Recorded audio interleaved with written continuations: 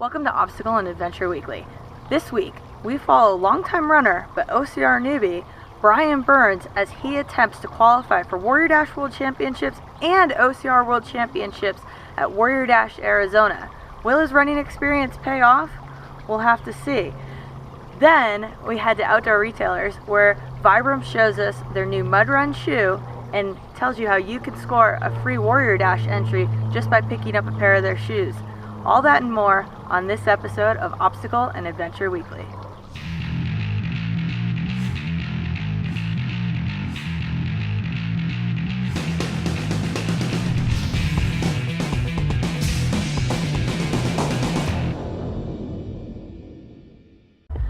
I'm here with Brian Burns and he is taking on his very first obstacle race at Warrior Dash, Arizona.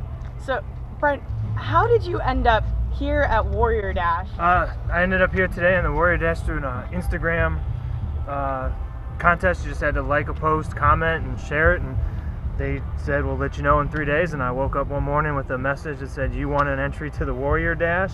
So here I am. And runner, what's your background? Well, my background is I am a runner. I ride my bike a lot. This will be the first time doing obstacles, so that's going to be definitely getting in the way. When I was pulling up, they're just so big. I was like, it was a lot bigger than I thought they would be. I thought they would just be like little mounds and fences. So now I've run marathons, 5Ks, you know, I'm pretty fast. So the speed and the running is not what I'm worried about. It's the obstacles getting in the way that concern me. What was the most, I guess, nerve-wracking thing that you saw, as you drove into park today? Well, I parked. I came in, I made a left-hand turn, and I think it was the Goliath I saw the people helping, just making sure it was tight and everything was fit, but it was huge. Like, I was not expecting it to be that big. I even saw for coming down the road probably about a half mile or so, and I was like, oh boy, that's a lot bigger than I thought. Do you have any goal for today? The goal, other than my friend Brett Stewart said, we're going to try to qualify for the OCR Championship and the Warrior Dash Championship by finishing in the top 25. So when I asked him about it, he's like, well, we just got to beat 23 people. So that's kind of our goal today. Awesome. Well, we will see you at the start line. All right, definitely. I look forward to it. You ready?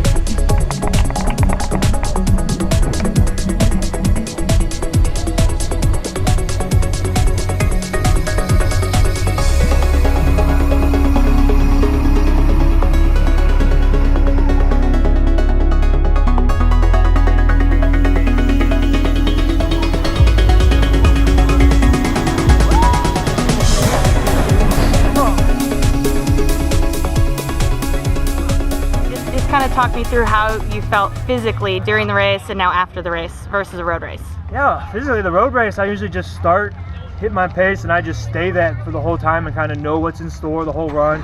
Even if there's a little hill, it doesn't matter.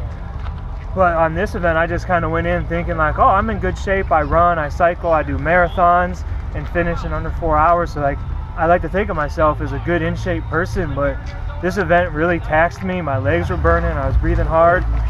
I had to stop before every obstacle to think about how am I going to go ahead with this And a lot of the people around me, you could tell they've done it, they would just in stride jump right into the obstacle without even thinking. And then I'd go through the obstacle, and at the end I'd kind of re-gauge to put my feet down, and then I'd come to a complete stop, and then I'd start running again. And never in running a road race are you stop, go, stop, go, stop, go. And the people that knew what they were doing would jump off the obstacles in stride. So it really taxed my body different. The upper body kind of really got me through using the strength to balance through, and you don't use your shoulders and chest that much road racing and running and all that. So it was definitely a different experience. But before I started this race, I used to be one of those runners that thought, oh, these are just fun little parties, they're not really anything good. I'd see the pictures of my friends doing them online, and they're all like cheering and walking, and I'm like, oh, that's nothing. But going in with running it competitively and trying to push through it, it is an event. It is a great workout. I'd say if you think it's a joke and fun and a party, I think it is. If you walk around and you see that. But on the course, if you push yourself, it is just as serious as an event as any road race. And I think it actually taxes your body a lot differently. And I'm personally going to kind of keep doing it as a good way just to stay in an overall fitness, change the body up. The only concern I have mixing it in would be some of the possibilities of injuries with ankles and everything. But I think if you build up that ankle strength, this would be a great way to cross-train and get you in really good shape to really kind of push harder through some of those things. So there were times even here I didn't want to go through the obstacle or stop just because my body hurt, and I'm a runner, so why am I doing this? And it kind of helped me think, well, I have two options. I can either keep going or stop. So I just kept going. So I guess the last question is, are you going to do another obstacle race? I am most definitely going to do another obstacle race. I'll probably have to do a couple more before the World Championship for the place in 20th place, so I can actually be in a better shape and more competitive with it, but I'll definitely be doing more.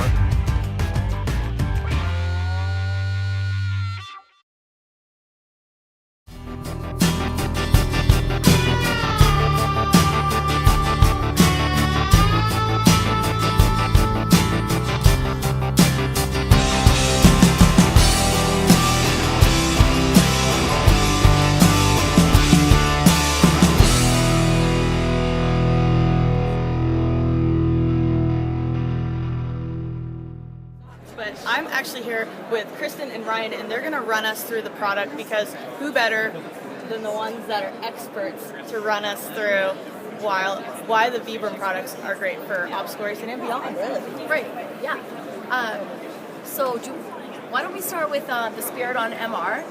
This is the style that we are recommending for mud runs. MR stands for mud run. This style uses our Mega Grip compound for the outsole.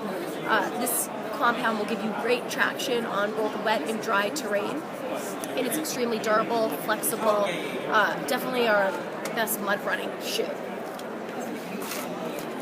So that outsole is going to just grip the mud and have it run right up. Yeah, exactly. So basically, like, this sole right here was designed on theory of the notion of a mountain bike tire. So you'll notice all of the lugs here kind of go in different directions, so it's going to give you 360-degree traction no matter which way your body's moving. Also, you'll notice right here there's a little window on the bottom of the shoe. That's called the 3D Cocoon technology, and basically what that does is if you happen to step on something that's a little bit harder, it's going to disperse the pressure of the impact through the entire sole so that you don't get that localized bruising on the bottom of your foot. So in terms of mud runs and traction and everything else, the Mega Grip sole with all that traction on the bottom of it is really going to be what you're looking for. It's going to stick nice and sturdy on your foot, so if you're going in through mud and stuff like that, it's not going to pop out every time like a pair of traditional sneakers would be. And most importantly, they are machine washable, so you don't have to throw them away at the end of the race. You can get quite some time out of them. So that's going to be our kind of premier obstacle course racing shoe that we're going to be pushing during our sponsorship with the Warrior Dash for sure.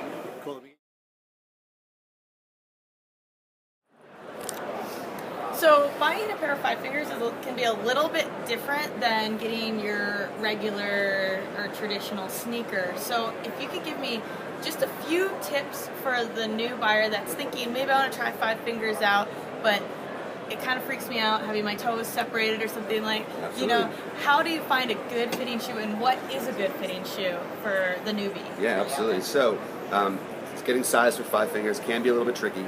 There's no real direct correlation between traditional US sizes and Five Finger sizes. The best piece of advice that I can give you is If you go to our website, Vibram5Fingers.com, you will find a store locator. You just punch in your zip code and it'll bring up any retailers in your area. Hopefully you'll have one near you and you'll be able to go in and spend 15 or 20 minutes and try in a couple different sizes and styles. They do fit slightly differently based on the sole or the material of the upper or what have you like that. So that would be the best thing to do, is to try and get down to a local retailer and try them on, and then you can peruse colors on our site if they didn't have all the colors in stock or whatever have you.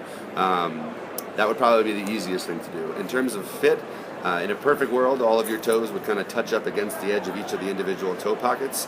Obviously, everybody has different type of feet, shaped feet, everything like that. So basically, what you'd want to do is just make sure that your longest toe, whatever one that might be, first, second, third, fourth, is touching up against the edge of the pocket gently, not being forced to curl, indicating that it might be too small of a fit, and making sure that when you bend your toes, when you curl them, they're not popping out of the pockets, indicating that it might be a couple sizes too big. You do want it to touch up against the edge and fit just like a glove on your hand.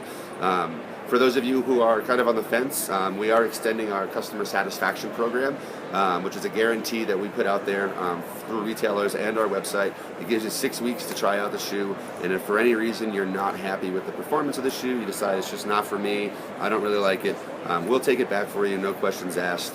So we'll kind of give you a little bit of a reason to buy and take a chance with us. Excellent. Well, thank you guys so much. I mean, we're in this room of Five Fingers right now, but thanks for taking the time to meet with us, talk about what Five Fingers has coming out new and how it's kind of evolved and changed, and maybe for some that used to be in them that have kind of strayed away, some reasons to come back. Yeah, absolutely. Oh, one more thing I'll say. For all you warrior dashers out there, or anybody's in obstacle race, or hey, you haven't done one yet but you want to try one, through the end of 2015 at least, any purchase of a Spiridon MR off of our website or through participating retailers only, you will get an automatic free entry into the Warrior Dash with 20% off coupons, so you can bring some friends with you as well. That's a pretty sweet deal. You guys just made it sweeter. Yeah. Well, thanks a lot and have a great rest of your show. You as well. Thank you. All right.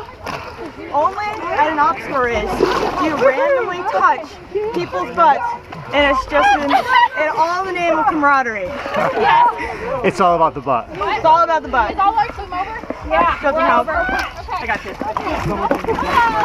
this.